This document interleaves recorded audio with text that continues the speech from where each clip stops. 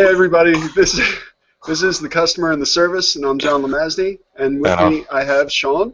Hi, John. How are you? Hey Sean, how are you? I'm Sean good. Petrowski. And we always talk about best practices in customer service. We talk about our own personal experiences with customer service, and we try to have a reasonable discussion about why we feel like it's great customer service or bad customer service, and hope to give some insight into our viewers and listeners about why that is. So how you doing, Sean? Doing pretty good. I'm coaching a team of cybersecurity students for a national competition in cybersecurity. So that's every Tuesday from 6:30 to 8:30 for me. Uh, Yeah, I of course have my class tonight too, so I'm a little bit surprised I was able to make it by 9:30, but I'm glad that I was. yeah. How was your class? How was your team? It's good. I got some repeat kids from last year and some new kids from for this year, so that's cool, and we're looking forward to it. We'll see how it goes. The competition seems to be a lot better organized this year than compared to last year. Last year it was like a pilot program, and things were just like the organizers were kind of just throwing things to the wall to see what would stick. Whereas this year it's a lot more focused and a little more well-rounded. So hopefully the students will do better in the competition because of that. Fantastic. Uh, I wanted to talk to you very specifically before we get into our topic tonight about a project that I'm working on with Artworks Trenton in order to implement a gamification in their website. Mm-hmm. The reason being that they are trying to motivate participants in their membership to do certain things, like take classes and to come to events and to make art and to submit art and to get art in shows. And we were in a recent adult learning committee meeting, and we were talking about how to motivate people to do these things. We know they want to do them. They're interested in art, obviously. We have their names. They're on a mailing list, but getting them out is tougher for whatever reason, and we haven't exactly figured out the reason yet. But we figured that by motivating them in some way, that we might be able to get more people to show at events where it's not happening. And the idea that came to me was implementing gamification, implementing a way for people to be rewarded in some way if they do the things that we want them to do, whether it be to comment on the website, or whether it be to attend an event, or whether it be to visit one of the places that we sponsor. Like Jerry's Artorama on Route 1 is lightly associated with Artworks. And the Punk Rock Flea Market is lightly associated with Artworks. There's like co-sponsorship going on. So I said, what about something like a passbook where people who attend get stamped? And in the same way that they might get stamped on their hand, instead they would get stamped in their book, and then they'd have a collection of all the things that they did over time, and it would be like authentication. Somebody says,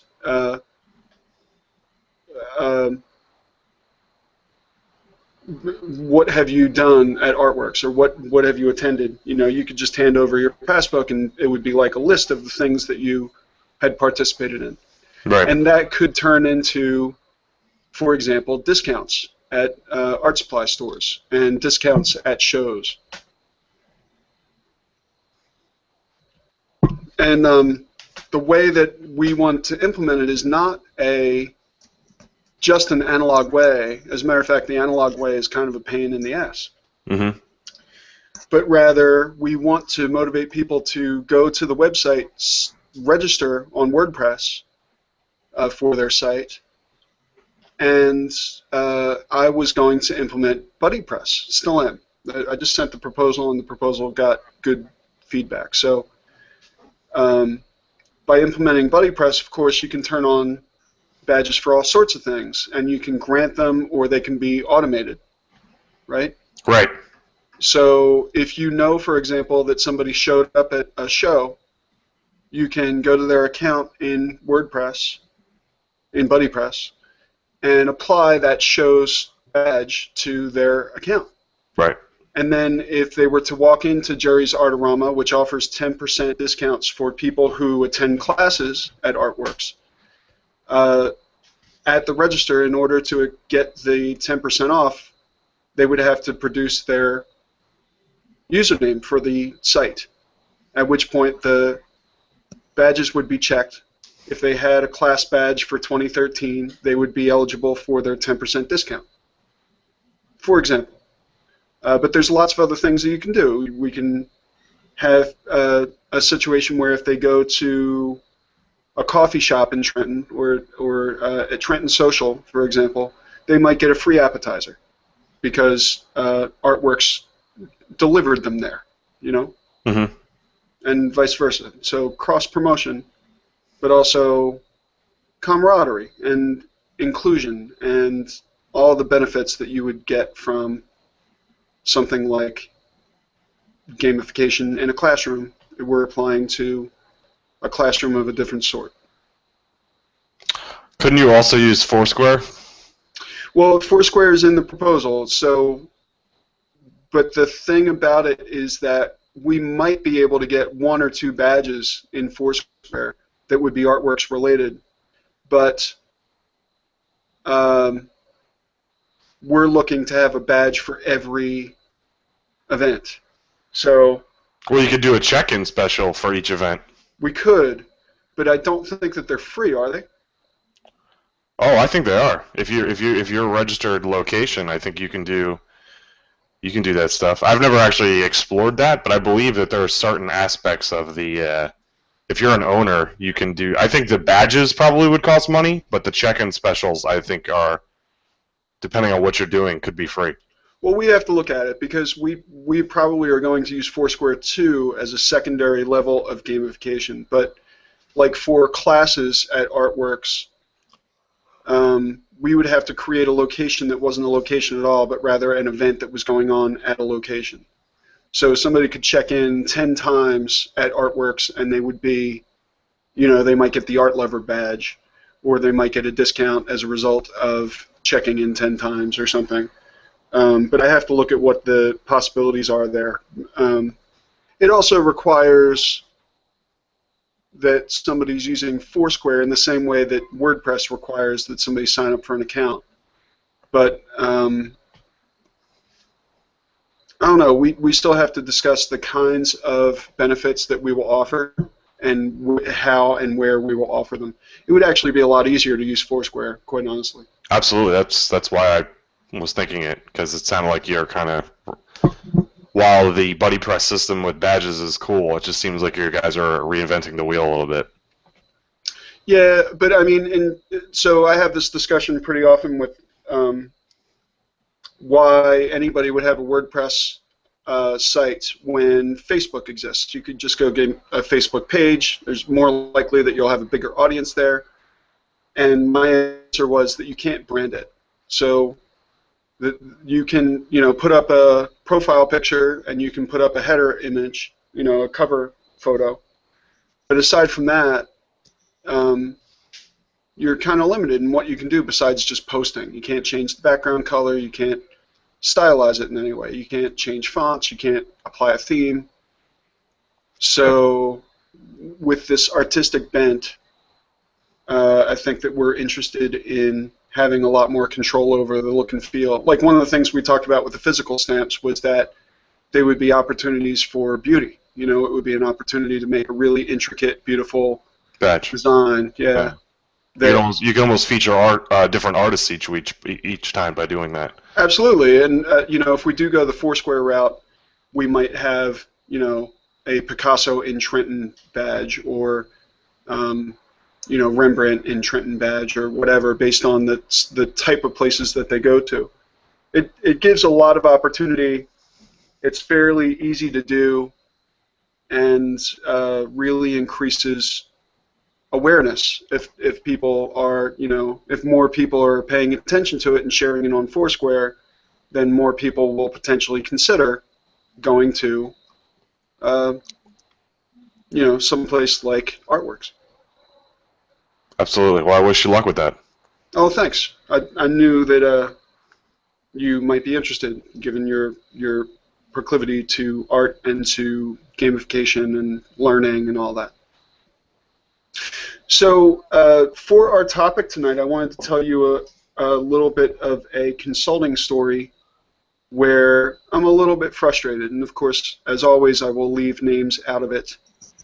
But I'm in a situation where I am a third-party designer coming in. I've done a website redesign, and we're at the point where the client is happy, the person who pulled me in is happy, and we're ready to launch it.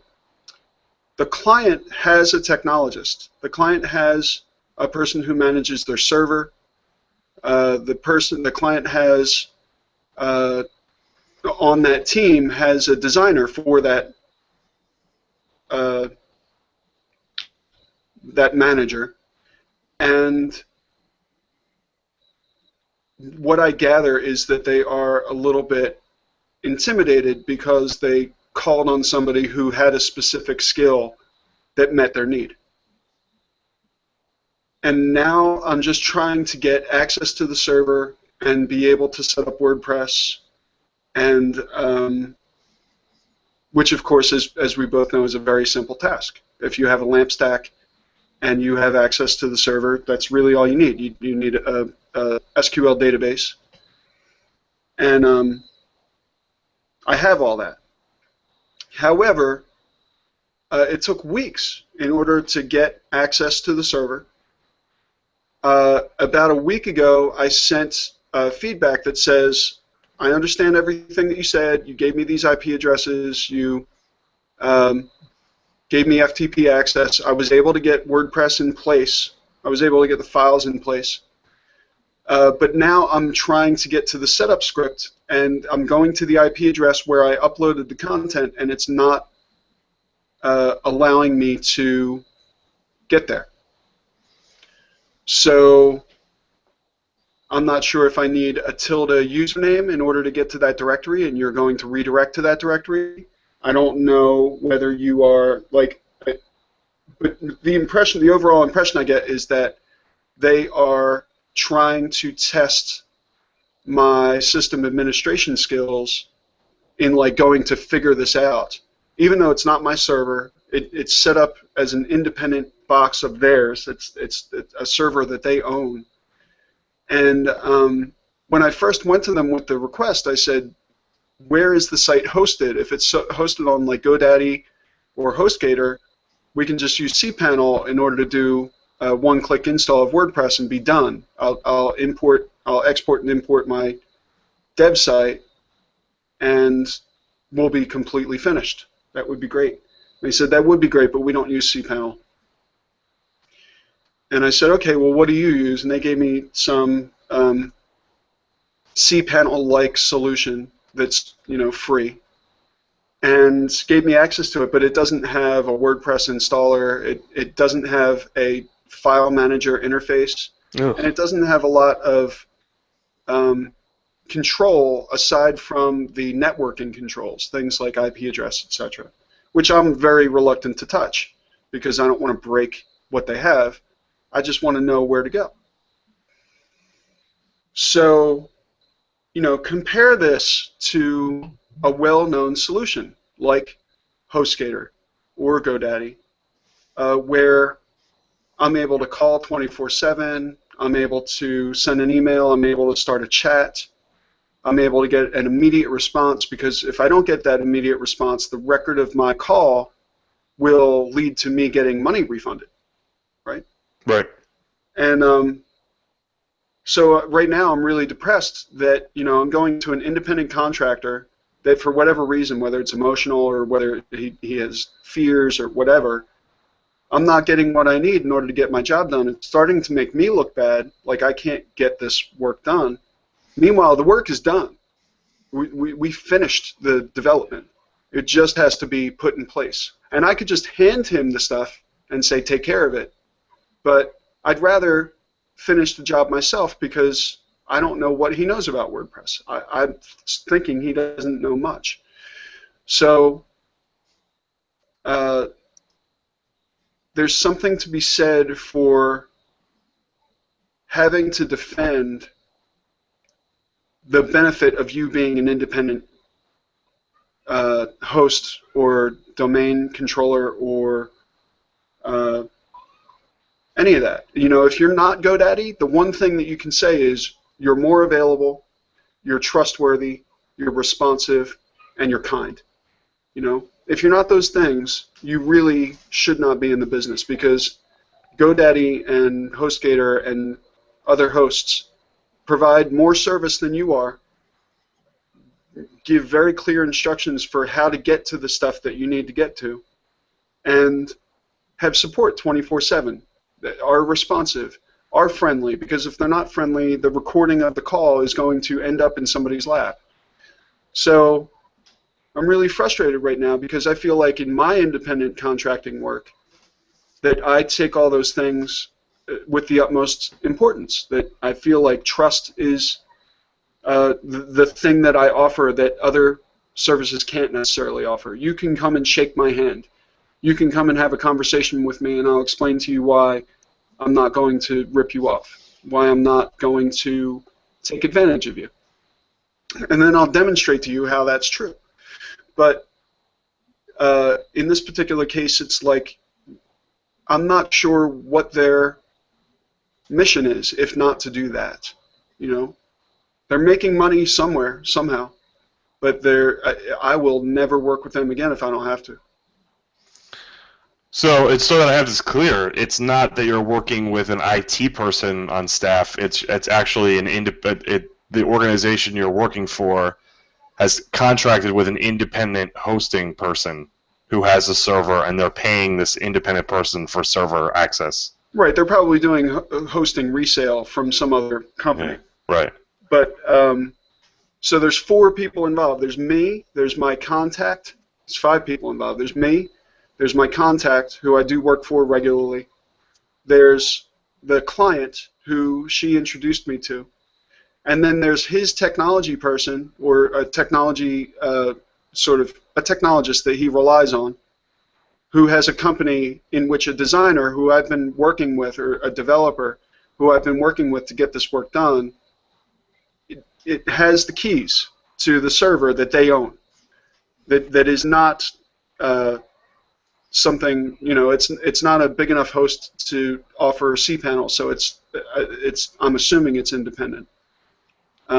Never met the person, never spoke on the phone with the person. It's been emails, which is another like pet peeve of mine. Like, let's have a conversation, you know, or we can do a Google Hangout and have a face-to-face.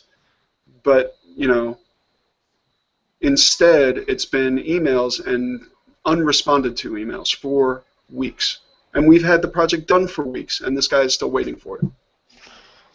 Yeah, this is a common thing that bugs me. Is like I see this all the time in my professional career, where, you know, when you have to work with other groups or organizations, you know, when you're not able to solve a problem yourself and you have to reach out for, you know, someone else's approval, or you need to get the work done by another functioning organization or whatever, and they don't operate at the same level with the same standards that you do in terms of your responsiveness or quality of work, and they're not held to a standard that's, you know, half the standard that you're held to.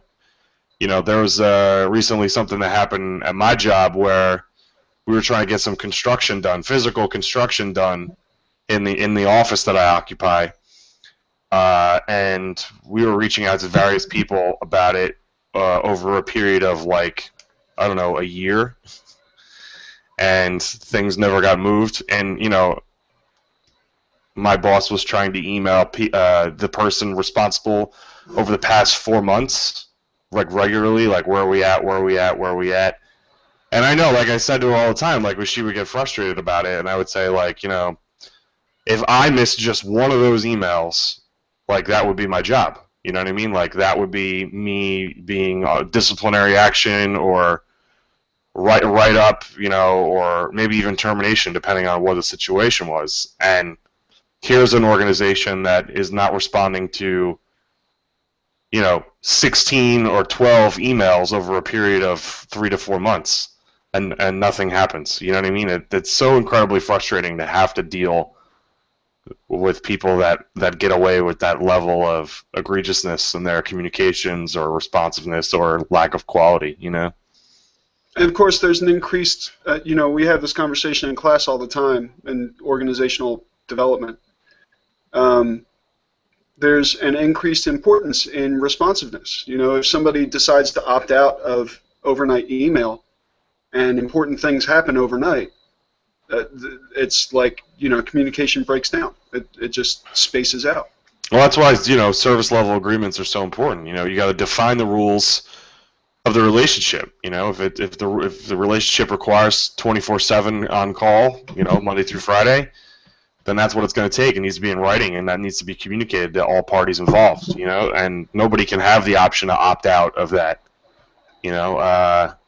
I'm sure you clearly defined what services you'd be giving to the customer, but at the same time, the customer should have defined what access you would have to their resources. And it seems luckily, I think that in this case, they understand to some degree because they have a long history with their technologist, and because they're not in the same office, they have the same issues reaching them. And I confirmed that today with my connection. And sadly, the conversation that we had was, if we don't hear something within the next few days, or sooner, we should just move to GoDaddy and ask for the domain to be pointed properly, and then get access to that domain management, right, which honestly I have right now.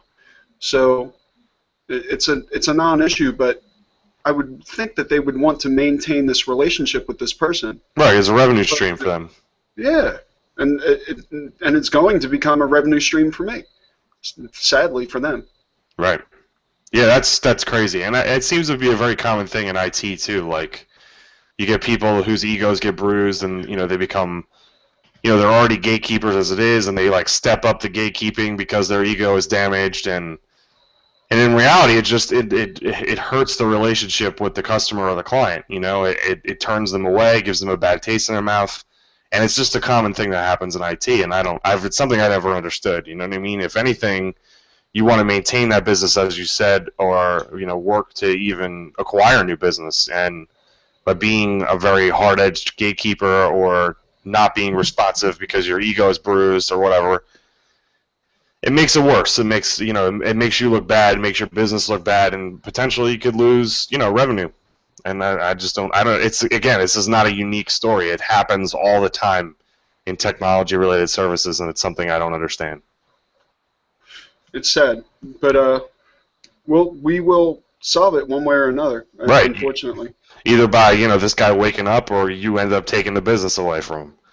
Yeah, I think it's leaning that way anyway, and I don't feel great about that. I'd rather work with the guy than against the guy. Sure, but it sounds like you definitely gave him ample opportunity, though. Yeah, and I don't think that he sees me as a threat so much as a nuisance, and I think he should wake up a little bit. I almost rather he saw you as a threat. Well, yeah, I kind of do too. Like why it should be clear that if somebody else can do the same thing that you're doing, except that they're responsive because they have, I don't know, less clients, that somebody's hungry. Yeah, right. It's time to eat. Right. So that was my topic. Is there anything else that you want to talk about this week? There was something I wanted to talk about, and it's eluding me at the moment. I'm having. Is it your beautiful headphones?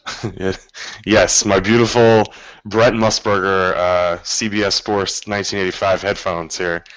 Do you happen to have a whiteboard nearby? I wish I had a whiteboard. I don't, though. I wish you did too. That would be epic. I actually used to have a headset for my Xbox 360 that was a replica of the NFL coaches headsets that they have, like those giant Motorola ones, and it was designed just for Xbox. They were so ridiculously large and opulent that they actually drained extra battery power from the Xbox battery pack for the controller. That's why I ended up stopped using them because it drained my battery faster than it needed to. Crazy. Yeah. Any new devices you're interested in? I actually used my fiance is now doing a test drive of the Nokia 521. Today was her first day with it. Yes. She's thinking of switching away from her iPhone. I don't know if that's going to happen. She wants to give it a couple more days, but I think she's going to go back to the iPhone. Well, in order to do a well-rounded test, we should introduce a Nexus 4. She would not even consider an Android. You said last week that she would consider an Android. No, I didn't. I said she wouldn't consider an Android. No, I think you misunderstood me. Really? Yeah, she's not a fan. We had Android tablets, and she was not crazy about the Android. I mean, it was a stock Android tablet. Oh. Yeah. So it was the stock, something that I loved. The fact that it was a stock experience was like, super, this is amazing. She was not into it. She thought it was kind of just and she didn't see anything special about it as opposed to what iOS offered. Not that she's a fanboy or anything, but when was this? Was this like early in tablet development and Android? No, this is Honeycomb and Ice Cream Sandwich. I'm sorry, Ice Cream Sandwich. Ice Cream Sandwich. Ice Cream Sandwich is a little bit better. Honeycomb was a dog. Yeah, no. Tablets. It wasn't Honeycomb. It was just Ice Cream Sandwich. And then actually upgraded her to Jelly Bean, too. Really? Yeah. But it wasn't the Nexus experience. It wasn't like what you get on a Nexus 7, It was... It was like a $79 tablet or something? Well, it was a touchpad running CyanogenMod mod. Oh, wow.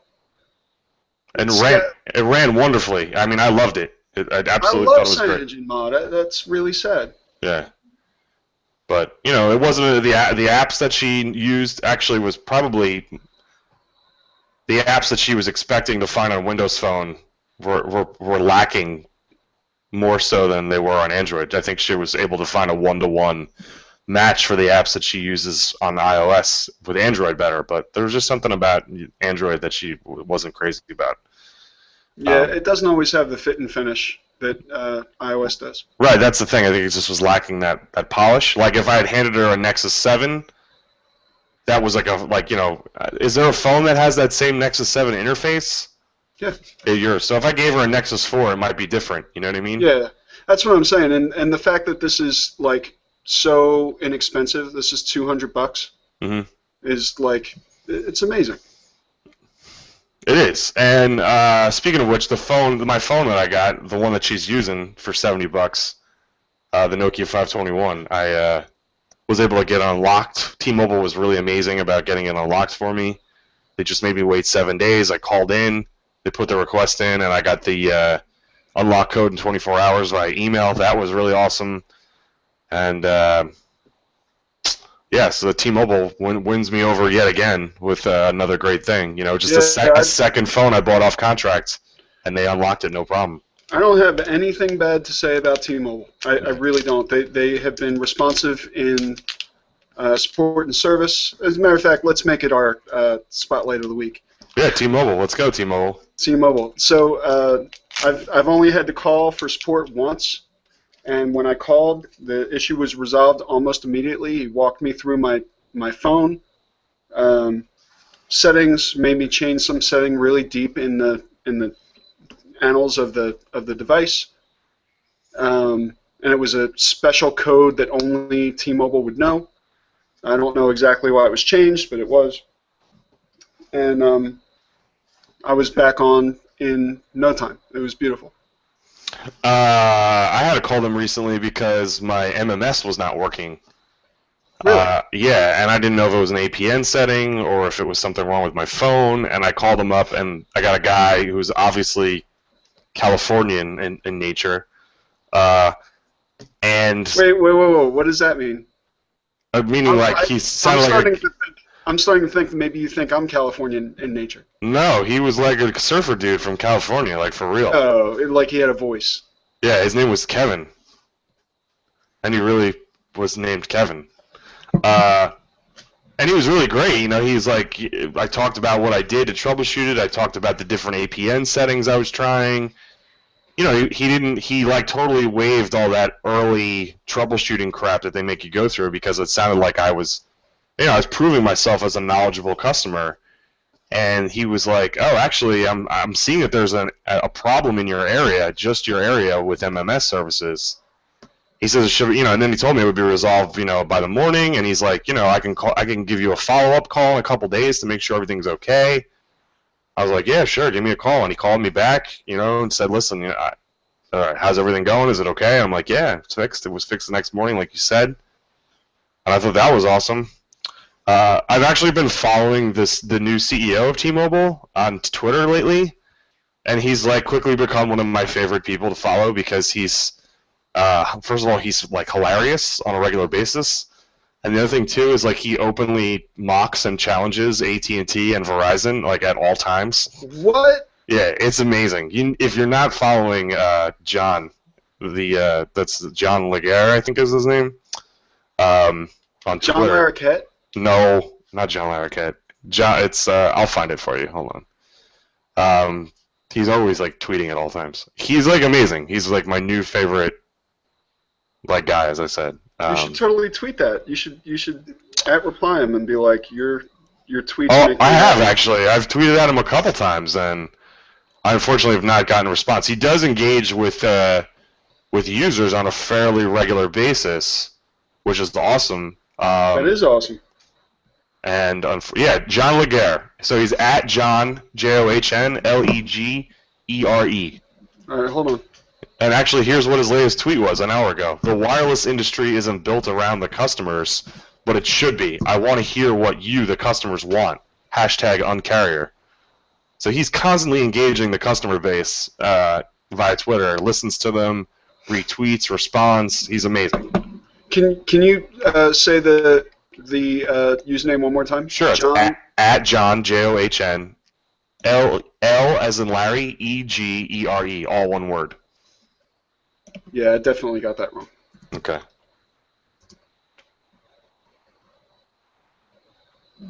There he is. I'm going to follow him. Good. He's great. I think you'll quickly see why he's quickly become one of my favorite business personalities to follow on Twitter. That's hilarious. So there you go. All right. Yeah, I think that we're good. So next week, I have to announce a cancellation of next week's episode. Oh. I'm sorry to hear that. We're getting too close to wedding time, so I need to be available. So I need to take next week off, but I'll be back on October the 15th. I have a question for you. I didn't see it anywhere on the invite, and I probably should have this conversation offline. What is dress code? Standard wedding dress code. What is standard wedding dress code? Suit. Or suit. Suit, yes. Shirt and tie would be, if you don't own a suit, would be acceptable. All right. But yeah. Now I have a suit for you. Oh, beautiful. That's what I want to see. All right. Maybe I'll even go and get a suit for you. Oh. Well, my cousin was just telling me, I just at my cousin's wedding, and his brother was telling me, I had always felt like that tuxedos were like $1,000 to buy. Yeah. Probably not. He got his tuxedo, bought it for $125. So. What? You could even go and get a tux if you wanted. Sounds like he was popping tags. No, it was just he got a sale at this local men's suit shop, and just happened to get a good deal. Nice. So I'll see you I'll see you in. Yeah, you'll see me at the wedding. At the wedding, but we'll see all of our listeners in a little over 2 weeks. Fantastic. Thank you so much, Sean. Thank you, John. Bye. Bye.